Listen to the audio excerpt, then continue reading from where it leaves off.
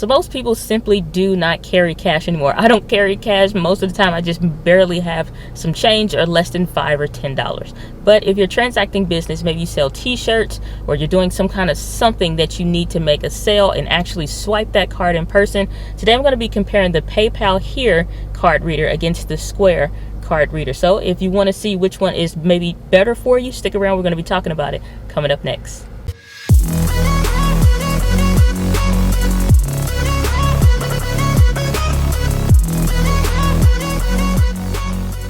Hey, what's up guys, it's Diana here with Entree Women TV, helping transition your passion into the business that you love. And on this channel I do small business development tips as well as video marketing tips. So if that's something up your alley, definitely consider subscribing. So today I want to talk about these two specific card readers. Now the reason why I want to talk about these is because when you are actually going through the process of, making your product, setting up your business and all of those great things, you sometimes reach the point to where you're like, okay, now how do I make money? And if you are still waiting for people to pull out cash for them to pay for your t-shirts, any merch that you have, if you're out and about at an event, or if you're doing like a vendor fair or something like that, that you have a physical product to sell, you want to make sure that you're able to collect payment however they have it. I don't specifically care for collecting payments via cash. I don't in my business.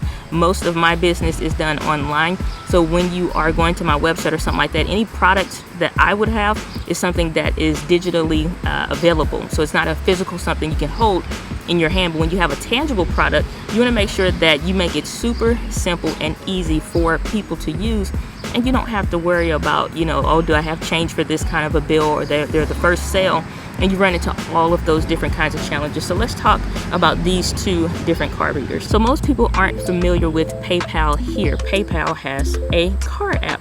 And so what you can do is attach the PayPal Here device to your phone, just like you would with the Square card reader, and you're able to take debit card payments, actually punch in the physical number if there's an issue with the barcode and things like that. And then also the thing that I found different between PayPal Here and Square, or it was called Square Up back in the day, but Square, is that you can take checks. Again, that's one of those funny kind of things. I don't prefer to receive payment that way, nor do I really suggest it, but that option is available, especially if you're some kind of contractor, and that may be helpful for you. The other thing between PayPal Here and Square is that this will spin around and rotate, and sometimes you kind of lose the ability to keep the card straight or something like that, whereas this one has a little lip on it that you can push down and make sure that it stays on your specific phone. So one thing that's super cool about both of these card readers is that you can still order them in the mail and get them for free. If you're going to be ordering one of the other different types of card readers that PayPal has, then you will incur a little bit of a fee. At the lowest cost, you'll be looking at $24.99 for the PayPal chip and swipe reader. So you can still swipe cards and accept credit cards, whether that be MasterCard, Visa, or what have you, that will have the chips inside of it, which I would highly recommend instead of just taking the traditional swipe method, because we are moving forward and you kind of want to future-proof your business. There are other options that are available as well, and you can just go with your standard mobile card reader, but you do want to make sure that you have some versatility when it comes to being able to use specific devices. And one other thing is that you will need to have a PayPal business account. If you already have a PayPal personal account and you don't have a business one, it's free to set that up with PayPal, but go ahead and set that up so you can go ahead and start moving forward with receiving payments in that way. Now, when you're swiping a card on either of these specific card readers, what'll happen is you'll get the specific amount that you charge. So let's say it's $20, but then you also are charged a fee. With Square, it's going to be 2.75%, and with PayPal Here, it's going to be 2.7%. So a little bit of a savings, but not by much. And both of these are very trusted companies. These are companies that people will know. They may not be so familiar with the PayPal Here because Square is doing really awesome. And since they have initially come out with this, I've had this card reader since they initially started Square, and it's pretty much stayed the same. However, they've expanded to be able to have entire kiosks that can be set up for functions and events that work really seamlessly and smooth, being able to send out your receipt to your phone and you don't even have to sign up or punch in your email, and all kinds of cool stuff that they can do. And then also something that you want to take into consideration is that initial swipe.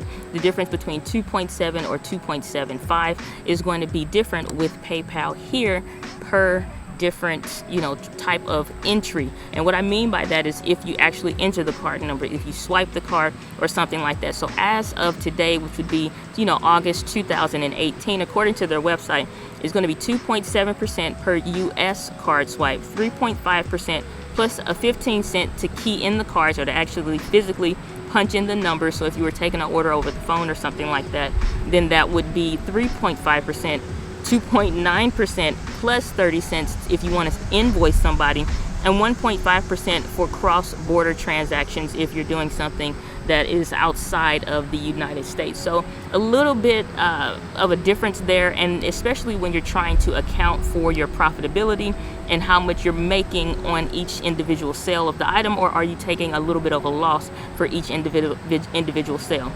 Now you can incorporate and include tax, set a base price of, instead of $20, you want to charge $23 or $24. Or even $22, just to account for the difference in price, to make sure that the customer is paying for the coverage of that fee. Or as a business owner, you can choose to eat that fee up front, and then those types of banking fees and transactions that you're paying for will be able to be seen in your online account, and then you can charge those off at the end of the year. And there's an ant on my camera. Another great thing with these specific card readers is that the user interface for the apps are super easy to use. It's something that anybody can really catch hold to, and depending on your specific bank that you connect, so that you get a purchase and it says to deposit maybe the next day or within 1 to 2 business days. If you're doing transactions on the weekend, they typically won't post until that Monday or that Tuesday. And then you also have to account for the timing for your bank. So you may be able to call your specific bank where you have your business checking account or business savings account or whatever, typically your business checking account, and be able to ask, typically for card transactions and things like that, or deposits done on the weekend, how long will it take before I'm actually able to get my money?